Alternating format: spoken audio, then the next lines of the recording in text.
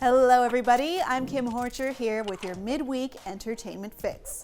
Today we have George Lucas joining the fray in the Disney proxy fight, big news for 80s movie fans who like reboots, and House of the Dragon's warring Targaryens are ready to, well, war. Let's get started.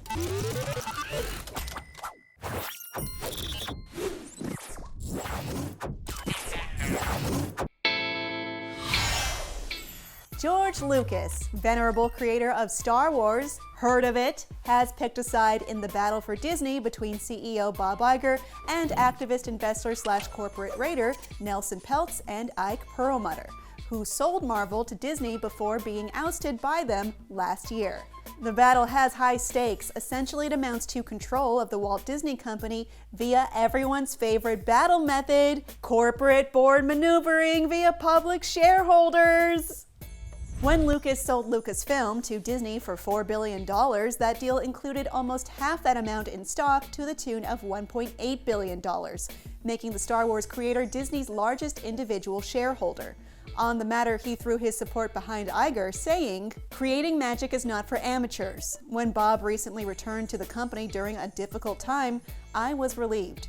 No one knows Disney better. I remain a significant shareholder because I have full faith and confidence in the power of Disney and Bob's track record of driving long-term value. I have voted all of my shares for Disney's 12 directors and urge other shareholders to do the same." Lucas' support comes after similar statements of confidence from the families of Walt and Roy Disney and proxy advisory service Glass Lewis. Iger's challenger Nelson Peltz is making a bid for two crucial Disney board seats. Peltz is backed by billions of dollars of shares pledged by Ike Perlmutter, the former head of Marvel. The two seats, however, would, if the activist investors won, go to Peltz himself and former Disney executive Jay Rasulo. Their side of the fight has argued they don't have faith in current management's plans to improve financial performance and stock price, while Disney has characterized Perlmutter as, quote, a former disgruntled employee, and the initiative to be more about self-interest than about the direction of Disney's business and brand. Peltz has said himself that he has no media experience despite being a billionaire businessman and investor, whose daughter, Nicola Peltz, was cast as Katara in M. Night Shyamalan's universally disdained The Last Airbender movie, a role she probably totally got on her own merits. Both sides of the fight have spent massive amounts of money on it, and votes are still coming in. We won't know the results until the tally is revealed at Disney's annual meeting on April 3rd. We're in the endgame now. Remember Endgame? Man, it sure was more fun to root for superheroes battling for the fate of the galaxy than squabbling billionaires. Popeye the Sailor Man is being developed once again into a big-budget, live-action feature film, which is very exciting for the one fan who asked for that.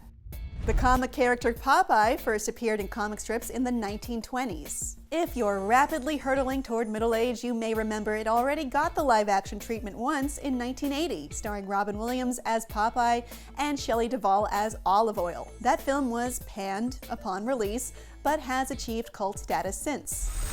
Fun fact, the set for that movie still stands in Malta, and you can visit it and watch puppet shows and have your wedding there. I am not kidding. The new movie development has screenwriter Michael Kaleo of Sexy Beast, The Family, and The Sopranos attached under Chernin Entertainment and King Features.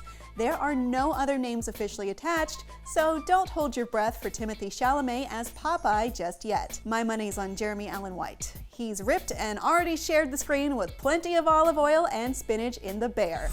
In other 80s nostalgia news, The NeverEnding Story is getting a new film series adaptation from Seesaw Films, the company perhaps most notably known for making the hit TV show Slow Horses, which is ironic seeing as The NeverEnding Story famously features the slowest horse of all time, Artax. Don't play the clip, it's too sad. Don't look at this either. Ripe for a million follow-up movies due to its basic premise, The NeverEnding Story features a hero named Atreyu on a quest to save the childlike Empress and the land of Fantastica, a fantasy land populated by dragons, magic, and deadly swamps. No, don't show the footage of the swamp, please, I beg you. Variety reports a creative team is being assembled now, so further news on questions like how many films this project could span has not been decided yet. Thanks to advances in deep learning and artificial intelligence, we could theoretically get a procedurally generated NeverEnding Story movie. Actually, that sounds awful. I think I'd rather watch a horse drown in a swamp made of depression. Speaking of luck dragons, fans of House of the Dragon are in luck. Ramping up for its season 2 premiere, Max dropped new character posters showing the two Targaryen-led factions preparing for what will probably be a nice picnic. Just kidding, it'll be bloody war. It comes ahead of the first trailer for the upcoming season, which will be out tomorrow, March 21st.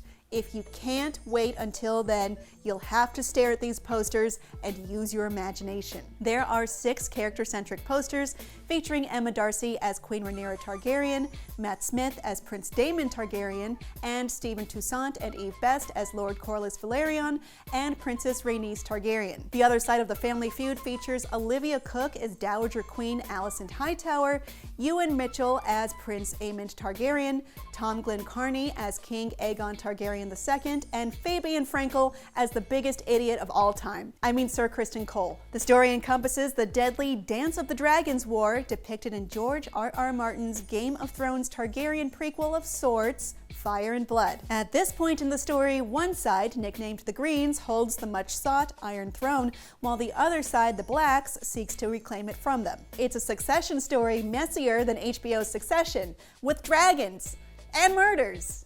House of the Dragon Season 2 premieres on Max this June. And that is your entertainment fix for Wednesday, March 20th.